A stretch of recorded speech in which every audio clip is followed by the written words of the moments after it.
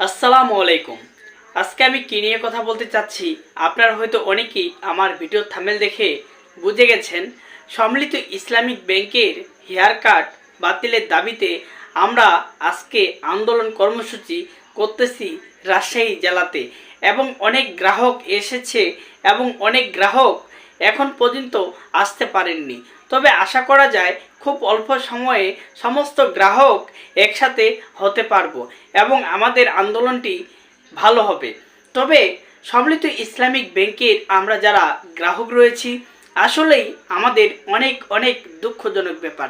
কারণ আমরা কিন্তু প্রায় অনেক দিন থেকেই আমরা আন্দোলন কর্মসূচি করতেছি যেন আমরা হেয়ার কাট বাতিল পাই, কিন্তু আমাদের হেয়ার কাট বাতিল করা হচ্ছে না। কিন্তু কেন? সরকার যদি চায় যে গ্রাহকরা তাদের আমানত ফেরত পাবে, তাহলে তো আর আমাদের আন্দোলন কর্মসূচি করার কোনো প্রয়োজন হয় না।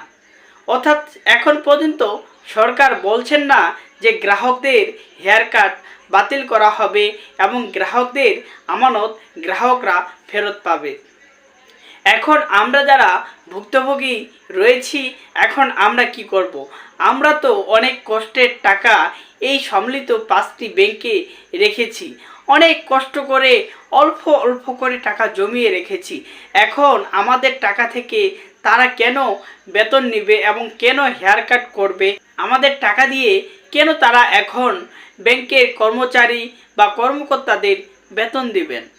অর্থাৎ আমরা চাই, আমরা যারা সাধারণ আমানতকারী রয়েছি, ভুক্তভোগী গ্রাহক রয়েছি, আমরা কিন্তু প্রতিটি সময়ে বলে যাচ্ছি যে আমাদের হেয়ার কাটটি বাতিল করলেই আমাদের সমস্যা সমাধান।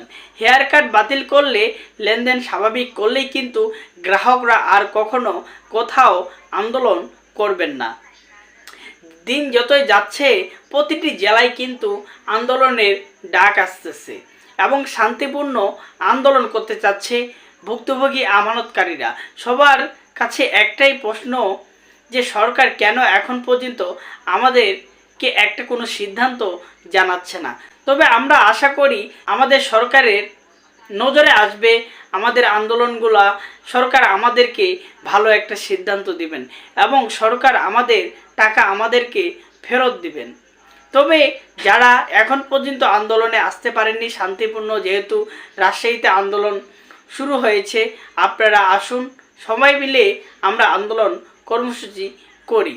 তবে আমরা আশা করব যে নিশ্চয় সরকার আমাদের আমানত আমাদেরকে ফেরত দিবেন ইনশাল্লাহ। প্রতিটি জেলায় কখন কোথায় আন্দোলন কর্মসূচি হবে, আপনারা এই তথ্যগুলো পেতে চাইলে আমার এই ইউটিউব চ্যানেলটি সাবস্ক্রাইব করে রাখবেন এবং ফেসবুক পেজটি ফলো করে রাখবেন। ধন্যবাদ।